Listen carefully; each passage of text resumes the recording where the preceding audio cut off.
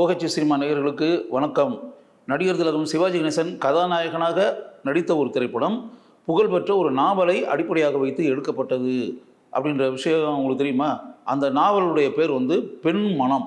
அந்த நாவலை எழுதினது வந்து லக்ஷ்மி அப்படின்னு சொல்லிட்டு ஒரு பிரபலமான நாவலாசிரியை 60களில் இருந்தார்.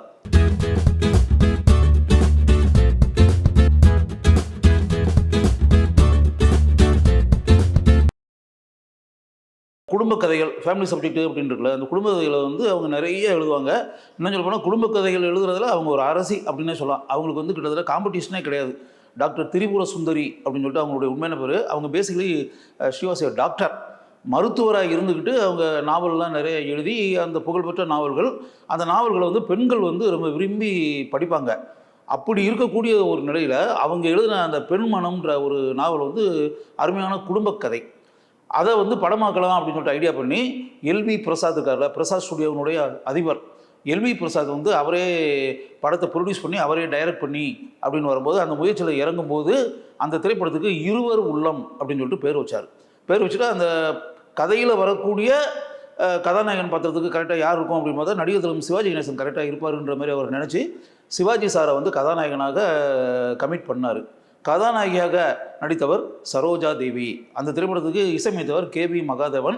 அனைத்து பாடல்களையும் எழுதியவர் கவியரசு கண்ணதாசன். இதை தாண்டி இன்னொரு பெரிய விஷயம் இருக்குது. என்ன அப்படின்னா, திரிபுர சுந்தரி என்ற லக்ஷ்மி எழுதின நாவல் அப்படின்ற ஒரு பக்கம் இருந்தால் கூட அந்த கதை திரைப்படமாக எடுக்கப்பட்ட போது அதற்கு வசனம் எழுதியவர் நம்முடைய கலைஞர் மு. கருணாநிதி. கலைஞர் வந்து அந்த படத்துக்கு டயலாக் எழுதினார். குடும்ப கதை, ஃபேமிலி சப்ஜெக்ட், பெரிய அளவில் மக்கள்கிட்ட வந்து வரவேற்பு பெற்று அந்த படம் ஓடிச்சு. அந்த படத்தினுடைய கதாநாயகன் கதாபாத்திரம் செல்வம் அப்படின்றது கதாநாயகனுடைய பேர். அது சிவாஜி சாரை பொறுத்தளவில் ஒரு புகழ்பெற்ற வழக்கறிஞர் SV ரங்காராவ் அவருடைய மகனாக சிவாஜி அதில் ஆக்ட் பண்ணி கொடுப்பாரு. புகழ்பெற்ற வழக்கறிஞராக அப்பா இருந்தால் கூட மகன் வந்து கிட்டத்தட்ட அந்த பேட்டர்ன் இல்லை. வக்கீல் தொழிலை பார்த்து அப்படி இப்படின்ற பேட்டர்ன் இல்லை. அவர் வந்து பெங்களூரில் போய் மெடிக்கல் காலேஜில் போய் படிக்க போகலாம் அப்படின்னு சொல்லி போய் அங்கே இருக்கும்போது அங்கே வந்து ஒரு ப்ளே பாய் மாதிரின்னு வச்சுங்களேன். ப்ளே பாய் மாதிரி பெண்கள் கூட எல்லாம் நிறையா பழகிக்கிட்டு பேசிக்கிட்டு அப்படியே ஒரு ஜாலியாக சுற்றிக்கிட்டு அப்படின்னா நீங்கள் இது ஒரு பாட்டு போட்டு பறவைகள் பலவிதம் ஒவ்வொன்றும் ஒரு விதம் அப்படின்னு ஒரு பாட்டு கேட்டிருப்பீங்களே. சிவாஜி சார் வந்து அந்த மாதிரி பல பெண்கள் கூட பழகிக்கிட்டு உல்லாசமாக இருந்துக்கிட்டு துள்ளி குதிச்சுக்கிட்டு பாட்டு பாடிக்கிட்டு டான்ஸ் ஆடிக்கிட்டு இந்த பேட்டர்னில் இருக்கக்கூடிய கேரக்டர். அப்படி பெங்களூரில் அவர் இருக்கும்போது அங்கே வந்து வசந்தி அப்படின்ற ஒரு கதாபாத்திரம், ஒரு இளம்பெண். அந்த இளம்பெண் இவருக்கு அறிமுகமாகி பத்மினி பிரியதர்ஷினின்னு அப்போ ஒரு நடிகர் இருந்தாங்க. படங்கள் அப்போ நிறையா நடிச்சுக்கிட்டு இருந்தாங்க. அந்த பத்மினி பிரியதர்ஷினி தான் அந்த கதாபாத்திரத்தில் நடித்தது.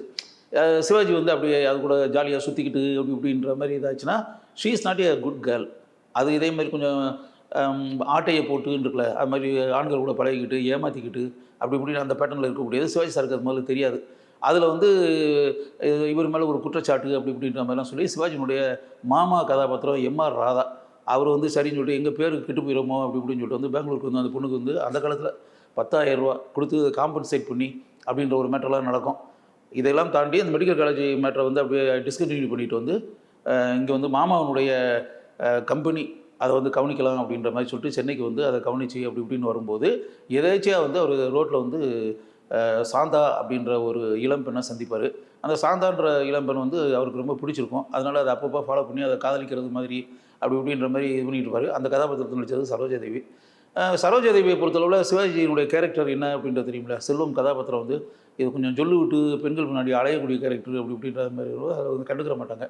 அப்படி உதாசீனப்படுத்தி ரெஃப்யூஸ் பண்ணி இவர் நான் காதலிக்கிறேன் அப்படி இப்படின்ற மாதிரி சொல்லும்போது கூட அதை பெருசாக எடுத்துக்கிறாம அதை நிராகரித்து அப்படி இப்படின்ற மாதிரி இதாக இருக்கும். இருந்தால் கூட இவர் கண்டினியூஸ் அட்டெம்ப்ட் அப்படின்ற மாதிரி தொடர்ந்து ஃபாலோ பண்ணி அப்படியே இது பண்ணிகிட்டே இருப்பார். இதுக்கடையில் சரோஜாதேவியினுடைய அப்பா அம்மா அவங்களே சம்மதிச்சு, ஏன்னா பெரிய பணக்கார வீட்டு பையன் தானே, புகழ்பெற்ற வழக்கறிஞருடைய மகன் அப்படின்னு வரும்போது சரின்னு சொல்லிட்டு சம்மதிச்சு 2 பேருக்கும் திருமணத்தை செஞ்சு வச்சுருவாங்க.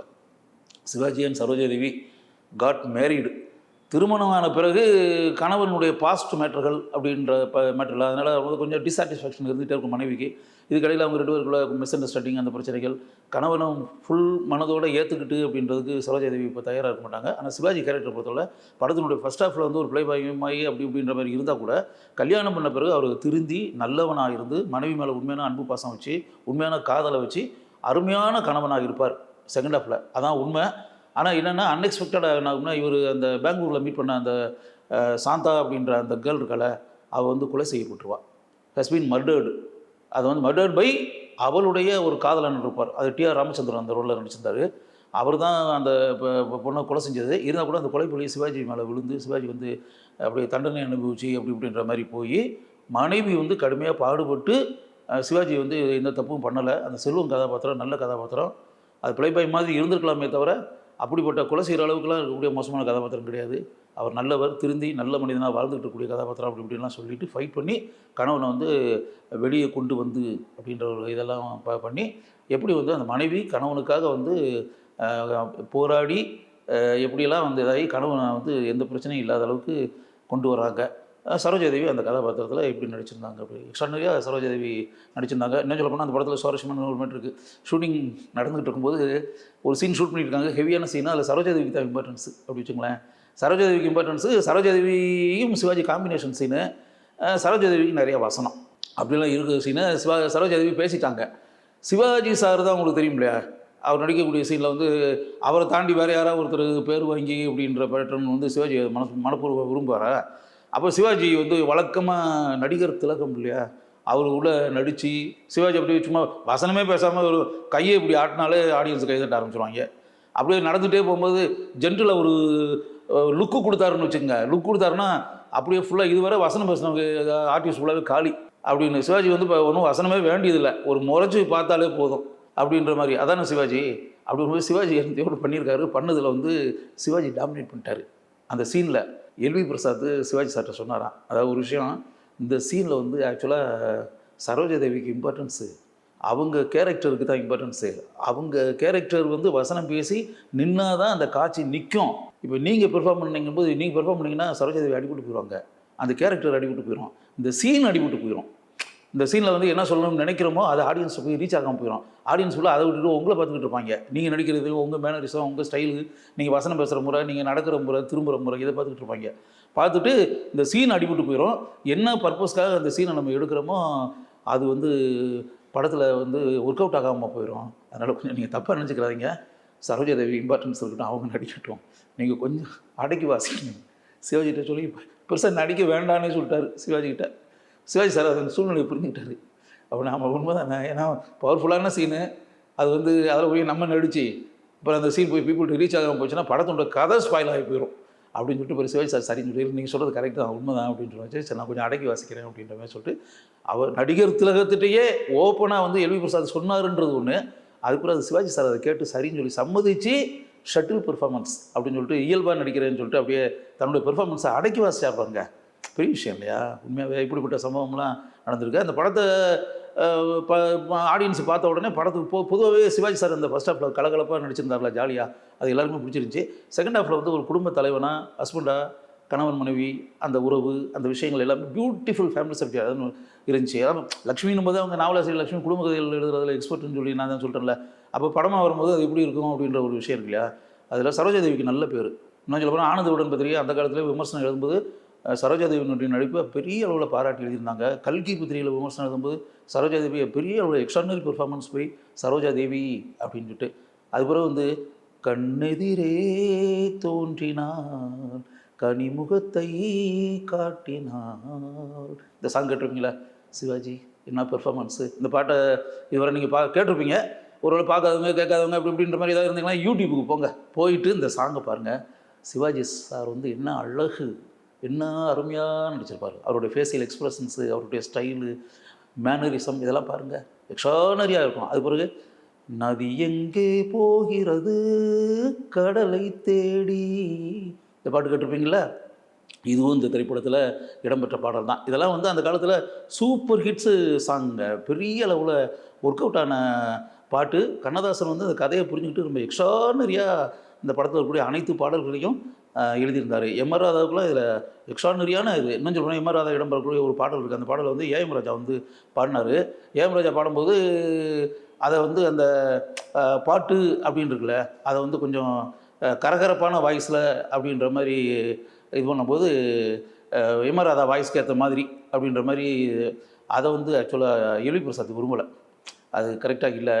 யூஸ்வலாக ஏஎம் ராஜாட்ட சொல்லி, நீங்கள் யூஸ்வலாக என்ன பாடுவீங்களோ அந்த அந்த இதிலே பாடுங்க அப்படின்ற மாதிரி சொல்லி அதுக்கு பிறகு வாய்ஸ் வந்து அது அவர் என்ன வாய்ஸ் இருக்கோ அந்த வாய்ஸ்லேயே பாடி அப்புறம் எம்ஆர் ராதா அது கேட்டது ஓகே அப்படின்ற மாதிரி சொல்லிட்டு இது இப்படிப்பட்ட சம்பவம் கூட இருந்துச்சு. இதில் என்ன தாண்டி இன்னொரு விஷயம் என்னென்னா, புகழ்பெற்ற எழுத்தாளரானுடைய லக்ஷ்மியினுடைய நாவலை வந்து பெண்மனம்ன்றதை வந்து படமாக்கி இப்படின்னு ஒரு பக்கம் இருந்தால் கூட அந்த டைட்டில்னு ஒன்று இருக்குல்ல, டைட்டிலில் வந்து பேர் போட்டுன்னு இருக்குல்ல, ஒரு நாவலாசிரியருடைய கதையை வந்து வாங்கி படம் எடுக்கிறாங்க. அதுதான் படத்தினுடைய பேஸே. அப்போ எழுத்தாளருடைய லக்ஷ்மிக்கு எவ்வளோ இம்பார்ட்டன்ஸ் கொடுத்துருக்கணும். கதை அப்படின்னு போட்டு லட்சுமி அப்படின்ற டைட்டிலில் பேரை போட்டிருக்கணுமா இல்லையா? அதெல்லாம் போடவே இல்லை. லக்ஷ்மியினுடைய நேமுக்கு இம்பார்ட்டன்ஸே பெருசாக கொடுக்காம அப்படின்ற மாதிரி இருக்கலாமா? அது எவ்வளோ பெரிய விஷயம் யோசிச்சு பாருங்கள். அதுபோல் இன்னொரு விஷயம் என்னென்னா, அந்த பின்னாடி வந்து கொலை நடந்து குற்றச்சாட்டு சிவாஜி நடித்த அந்த செல்வம் கதாபாத்திரத்து மேலே விழுந்து அப்படி இப்படின்ற அந்த விஷயம் பாருங்கள். இதெல்லாம் நாவலில் கிடையாது, சினிமாவில் வந்து சேஞ்ச் பண்ணிட்டாங்க. இதெல்லாம் சினிமாவுக்காக ஸ்கிரிப்டில் பண்ணும்போது செஞ்ச மாற்றம். படமெல்லாம் முடிஞ்சு போன பிறகு படத்தை போட்டு காமிச்சு இப்படின்ற மாதிரி வந்து நாவலாசிரியர் லக்ஷ்மி வந்து படத்தை பார்க்கும்போது அவங்க அதிர்ச்சி அடைஞ்சிட்டாங்களா, என்ன இது என் நாவலில் வந்து இந்த மாதிரி மேட்டர்களே கிடையாது, சினிமாவில் ஃபுல்லாகவே கம்ப்ளீட்டாக மாற்றிட்டீங்களே அப்படி இப்படின்ற மாதிரி சொல்லியிருக்காங்க. பட் இருந்தாலும் சினிமா அப்படின்னு வரும்போது சில விஷயங்களை மாற்றி தானே ஆகணும், அது ஒன்றுமே பண்ண முடியாது.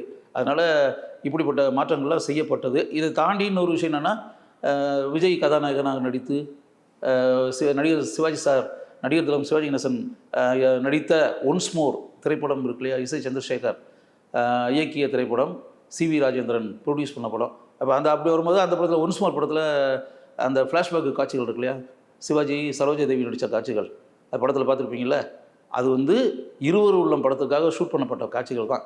இருவர் உள்ளம் படத்தினுடைய காட்சிகள் தான் ஒன்ஸ் மோர் படத்தில் வந்து பின்னாடி வர்றது மாதிரி அந்த படத்தினுடைய கதையில் இந்த படத்தினுடைய காட்சிகளை கொண்டு போய் இணைச்சாங்க. ஒன்ஸ் மோரும் 100 நாள் ஓடிச்சு, இருவர் உள்ளம் ஓடினது மாதிரியே. அதனால் வந்து இன்றைக்கி இருக்கக்கூடிய ஜெனரேஷன் வந்து இருவர் உள்ளம் பார்க்காம இருந்திருந்தீங்கன்னா கூட ஒன்ஸ் மோர் படத்தை பார்த்துருப்பீங்க. அதனால் அந்த திரைப்படத்தில் வந்த காட்சிகள் இருவர் உள்ளம் திரைப்படத்தில் இடம்பெற்ற நடிகர் சிவாஜி கணேசனும் சரோஜா தேவியும் இணைந்து நடித்த காட்சிகள் அப்படின்றது வந்து ஒரு அடிஷ்னல் தகவல். 1963ஆம் ஆண்டு திரைக்கு வந்து மிகப்பெரிய சாதனை புரிந்த நடிகர் திலம் சிவாஜி கணேசன் கதாநாயகனாக நடித்த இருவர் உள்ளம் திரைப்படத்தை பற்றி இன்னைக்கு இருக்கக்கூடிய ப்ரெசன்ட் யங் ஜெனரேஷன் தெரிந்து கொள்ள வேண்டும் அப்படின்றதுக்காகவே இந்த விஷயங்களை இங்கு நான் கூறுகிறேன். இந்த வீடியோ உங்களுக்கு பிடிச்சிருந்தா லைக் பண்ணுங்க, ஷேர் பண்ணுங்க, கமெண்ட் பண்ணுங்க. மறக்காம OH சினிமா சேனலுக்கு சப்ஸ்கிரைப் பண்ணுங்க.